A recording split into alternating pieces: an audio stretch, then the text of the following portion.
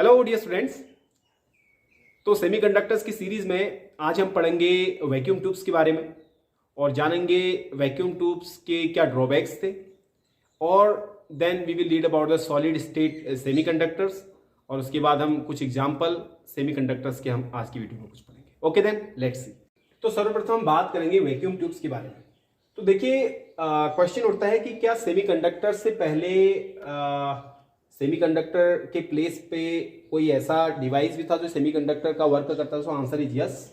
तो उसका नाम है वैक्यूम ट्यूब। तो सेमीकंडक्टर्स का वर्क ही पहले करते थे। तो अगर वैक्यूम ट्यूब्स की बात करें तो बेसिकली वैक्यूम ट्यूब्स कुछ इस टाइप का होता था। ये जगह इसमें anode plus charge and then you have the cathode here. This one is anode and this one is cathode, और इसको यहां से हीट किया जाता है। ठीक है, इनके बीच में पोटेंशियल डिफरेंस देकर, और उसके बाद अगर यहां से कैथोड को हीट किया जाएगा तो कैथोड से क्या निकलेंगे, आपके इलेक्ट्रॉन्स निकलेंगे।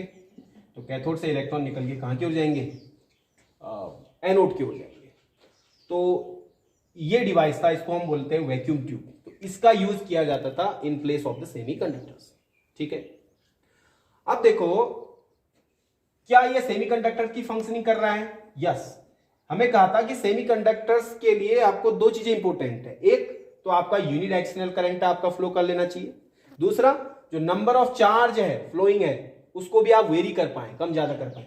तो वो ये दोनों काम ये वैक्यूम ट्यूब्स के द्वारा किया जा रहा था। कैसे, देखो अगर यहां से आप वोल्टेज अगर कम ज्यादा कर दें तो आप क्या कर सकते हैं, नंबर ऑफ इलेक्ट्रॉन्स, जो इलेक्ट्रॉन जो फ्लो होना है कैथोड से एनोड के, उसको आप क्या कर सकते हैं, कम या ज्यादा उसको घटा बढ़ा सकते हैं। तो electrons can be varied, electrons can be varied, तो उनको हम वेरी कर सकते हैं। Number of electrons can be varied. And then you have number two पर आप क्या कर सकते हैं, बताओ जरा। नंबर टू में हम ये कर सकते हैं, अगर इलेक्ट्रॉन्स, नंबर ऑफ इलेक्ट्रॉन्स आप वेरी कर पाए तो नंबर टू हमें क्या था सेमीकंडक्टर्स के लिए दूसरी कंडीशन ये थी कि यूनिडायरेक्शनल करंट आप दे सकते हैं। बिल्कुल, देखो कैथोड टू एनोड, इसका मतलब करंट क्या है आपका, यूनिडायरेक्शनल। इलेक्ट्रॉन यहां से यहीं की ओर तो फ्लो हो रहा है, उल्टा नहीं हो रहा है। तो इसका मतलब करंट भी क्या कर सकते हैं आप, यूनिडायरेक्शनल उसको किया जा सकता है। तो दोनों वर्क है जो सेमीकंडक्टर का वर्क होता है वो दोनों वर्कों को वैक्यूम ट्यूब्स के द्वारा किया जाता था। तो ये था vacuum tube which we are using in place of the semiconductor before the discovery of the semiconductor। ठीक है, तो सेमीकंडक्टर लेटर डिस्कवर हुए थे 1930s 40s के आसपास। ठीक है, तो उनकी डिस्कवरी से पहले वैक्यूम ट्यूब्स का वहां पर यूज किया जाता था। ठीक है, लेकिन इनके बहुत सारे ड्रॉबैक्स थे, तभी जाके सेमीकंडक्टर का यूज ज्यादा हुआ।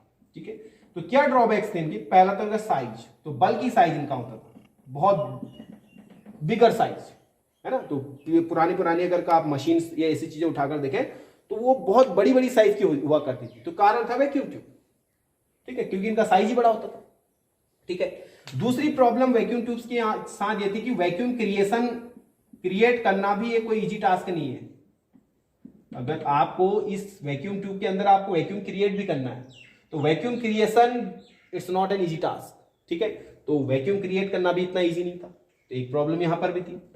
थर्ड प्रॉब्लम, ये इनका जो शॉर्ट लाइफ, इनका जो मतलब आप कह सकते हैं कि इनका जो जीवन काल होता था, किनका, वैक्यूम ट्यूब्स का, कितना लंबा टिके रहेंगे, तो इनका शॉर्ट लाइफ होती थी, ज्यादा लंबी लाइफ इनकी नहीं होती। क्यों, क्योंकि आप हीटर से या किसी से भी इसको जब आप बर्न करोगे तो धीरे धीरे क्या हो जाना है, एक टाइम आएगा जिसको ये क्या हो सकता है, पूरा बर्न आउट हो सकता है।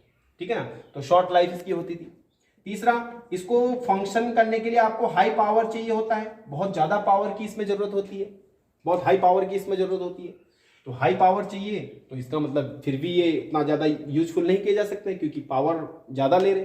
ठीक है, तो ये कुछ ड्रॉबैक्स थे वैक्यूम ट्यूब से रिलेटेड। ठीक है, वैक्यूम ट्यूब से रिलेटेड इतने सारे ड्रॉबैक्स थे। तो 1930s से जब सॉलिड स्टेट कंडक्टर की जब डिस्कवरी हुई 1930s के आसपास, तो सॉलिड स्टेट जो कंडक्टर्स थे उसने ये जो वैक्यूम ट्यूब से रिलेटेड जितने भी ड्रॉबैक्स थे, जो लूफोल्स थे इसमें, उनको सारा दूर कर दिया। पहला कैसे, सेमीकंडक्टर जैसे ही आपका यूज में आया तो साइज, ये जो प्रॉब्लम थी साइज की, बल्कि इसका साइज हैवी साइज था। तो सेमीकंडक्टर मैंने बताया था आपको छोटे छोटे ऐसे टॉफी जैसे आकार के आपको देखने को मिल जाएंगे, ठीक है। तो साइज आपका छोटा हो गया। दूसरा, वैक्यूम क्रिएशन की कोई जरूरत नहीं है उसमें। तीसरा, शॉर्ट लाइफ कोई जरूरत नहीं है, लॉन्ग लाइफ होती है, क्योंकि क्यों आप उतना ज्यादा उसको पावर ही नहीं दे रहे, तो लाइफ बढ़ेगी उसकी। तीसरा, हाई पावर, छोटे से छोटा सा वोल्टेज भी, अगर लो वोल्टेज भी दे तो सेमीकंडक्टर उसी में फंक्शन कर सकता है, ठीक है। तो इतनी खूबियां सेमीकंडक्टर में थी जिसके कारण से वैक्यूम ट्यूब्स को मार्केट से आउट होना पड़ा, ठीक है। तो ये थे कुछ, मतलब बिफोर द सेमीकंडक्टर हम किस चीज का यूज हम किया करते थे, ठीक है। अब उसके बाद अब बात आती है आपके ये कुछ एग्जांपल्स अगर हम देखें सेमीकंडक्टर्स, ठीक है, सेमीकंडक्टर्स के एग्जांपल। अगर एग्जांपल कहें तो कुछ इसमें एलिमेंटल सेमीकंडक्टर होते हैं, एलिमेंटल सेमीकंडक्टर्स, और कुछ होते हैं आपके compound semiconductors, compound semiconductor. Elemental semiconductors की अगर बात करें, जिसमें आपने पॉपुलर नेम सुने होंगे, सिलिकॉन, जर्मेनियम, ये दो तो आपके क्या हैं, पॉपुलर एलिमेंटल सेमीकंडक्टर्स हैं, सिलिकॉन एंड जर्मेनियम।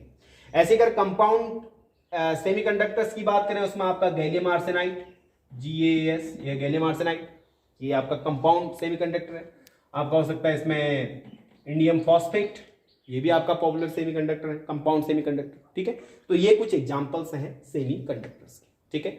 तो ये हमने आज की वीडियो में डिस्कस किया। हमने बताया आपको वैक्यूम ट्यूब्स के बारे में, हमने बताया कि वैक्यूम ट्यूब्स क्या होते हैं, कैसे ये सेमीकंडक्टर्स का फंक्शन कर रहे हैं, किस प्रकार से कर रहे हैं, लेकिन इनके साथ ही साथ इनके कुछ ड्रॉबैक्स थे, कुछ लूपहोल्स इसमें थे, तो वो भी हमने डिस्कस किए। और कैसे जब सेमीकंडक्टर्स की डिस्कवरी हुई 1930s के बाद, तो कैसे ये सारी प्रॉब्लम वैक्यूम ट्यूब से रिलेटेड प्रॉब्लम सेमीकंडक्टर्स ने दूर करी। And then we have read some examples of semiconductors, elemental semiconductor as well as compound semiconductors.